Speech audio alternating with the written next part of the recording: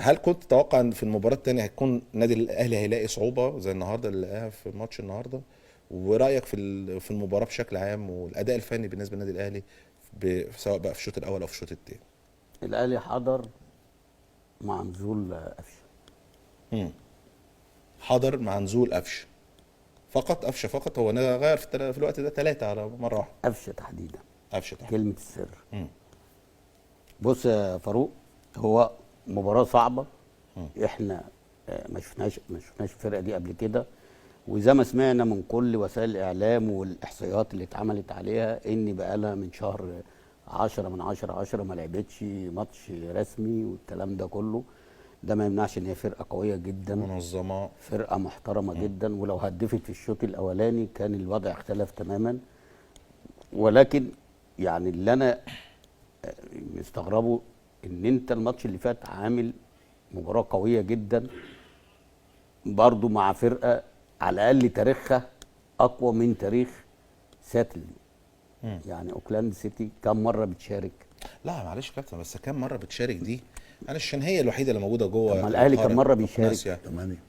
الاهلي كم مره بيشارك؟ 8. بس انت اما تيجي تقارن اوكلاند اكتر. لا، وضع البطوله في اوكناسيا ماشي، ماليش دعوه، انا بتكلم او على القاره اللي هي فيها يا حبيبي. هناك مفيش كوره ماشي أوكي. بس السنه دي او الفتره دي الفرق ضعيفه، وهي فرقه ضعيفه، بس انت خدت الثقه في المباراه اللي فاتت وكسبان 3. تنزل النهارده الشوط الاولاني انا كنت مستغرب ان النادي الاهلي هو اللي بيدافع، النادي الاهلي هو اللي بيجري ورا الكوره، النادي الاهلي مش مستحوذ. وانت ممكن تكون الفرقه قويه، بس انا بحجم الفرقه اللي قدامي يا فاروق. بحجمها ازاي؟ ان انا بفرض عليها اسلوب لعبي.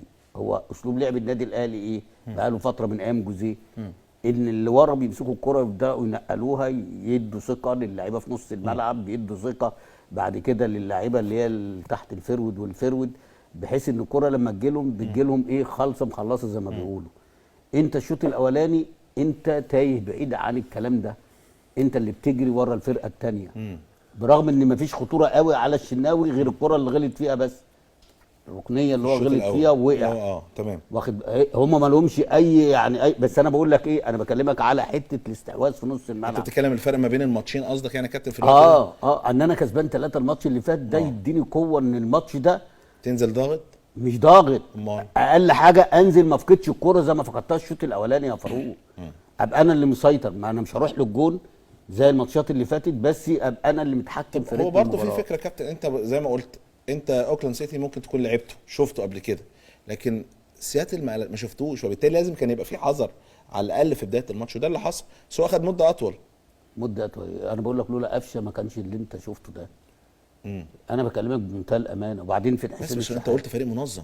ايوه فريق قوي، بس برضه الشوط الثاني كان بدنيا جري غير طبيعي. انا شفت كميه الجري اللي حصل الشوط الثاني. ايوه الشوط الثاني وقعوا بدني، هو ده اللي ادى بالذات بعد التغييرات ادى يعني احقيه للنادي الاهلي. ممكن يكون ده تفكير لا. كولر، ان انا عارف ان الفريق ده بس من الفسيخ الشوط الاول هيبقى قوي، الشوط الثاني لا خالص. إيه؟ لا خالص. اسمعني، ما انا عندي استراتيجيه انا كمدرب يا حبيبي. لا بقرا الفريق اللي قدامي ان هو عنده لياقته البدنيه بقاله 3 شهور. هو الجون جاي ازاي يا فاروق؟ الجون جاي ازاي؟ اي بس ده كوره من شاطئ يا عم، وايه يعني قبل كوره من بره في العارضه؟ لا قبل انا بتكلم بشكل عام. ايوه، ما هو ده اللي انا كنت بقوله. ده اللي انا بقوله، ان انت تبدا. انا عايز اوصل الفريق للمرحله اللي انهاك الجزء البدني عنده. يا عم مفيش الكلام ده. كل الكلام ده ضحك على الدقون، اللي الناس تقول لك ايه، انا بقسم المباراه 3.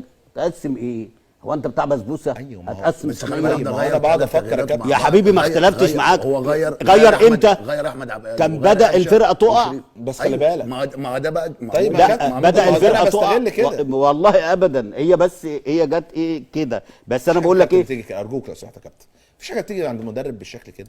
طب ورينا هتعمل ايه بقى الماتش اللي جاي. انت لما كنت بتغير في طنطا كنت بتجيبها كده، بتنزل اللعيبه وهي زي ما تيجي بقى كده. يا عم ما تجيبش طنطا زي الناس دي. انت ماسك النادي الاهلي، عيب عليك. طيب خلاص، ما عيب عليك.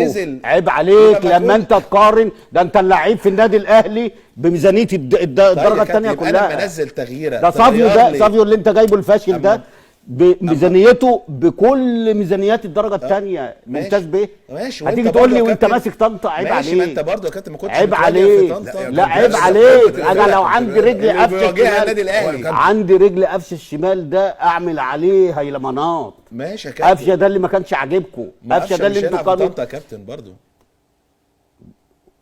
قول لي عايز ايه؟ لا اقلب بقى اقلب عليه. استنى بس. لا انا مش مقصود. لا لا انا انت الفرق قصدك بس- هو انتوا كابتن بتزعلوا ليه لما بنتكلم الحقيقه؟ انت انا بكلمك مش دي حاجه ربانيه ان فرقه بدن وقع. هو قفشه استغل مهاراته اللي انتوا ما كانش عاجبكم، اللي لغايه امبارح في ناس بتكلمني بتقول لي قفشه ياخد شنطته ويروح من جماهير النادي الاهلي. مين كانت زعلانه منه؟ بس يا سلام، زعلانه منه. ياخد هو شنطته الراجل كان ويروح. في وقت من الأوقات زعل. طب ما هو زعل من كل زعل الفرقة. المدير الفني. لا زعل من كل الفرقه، اشمعنى قفشه يعني اللي كنت بقول عشان انا دايما بقول ايه ان احسن لعيب صانع العاب في مصر. دي مضايقه ناس قوي في النادي الاهلي ليه يا كابتن؟ من جماهير النادي الاهلي منك عشان انت بتقول كده؟ او المصحف. ليه؟ وحياء بص اي حد بشكر فيه في النادي الاهلي هم ياخدوها. طب ما انت ضده. شكرت في ناس كتير، وشكرت مره في موسيماني مع انك انت فضلت وراه لغايه لما لا خلصت مره عليه. واحده عمل تغييره عجبتني اه. فطلعت اديته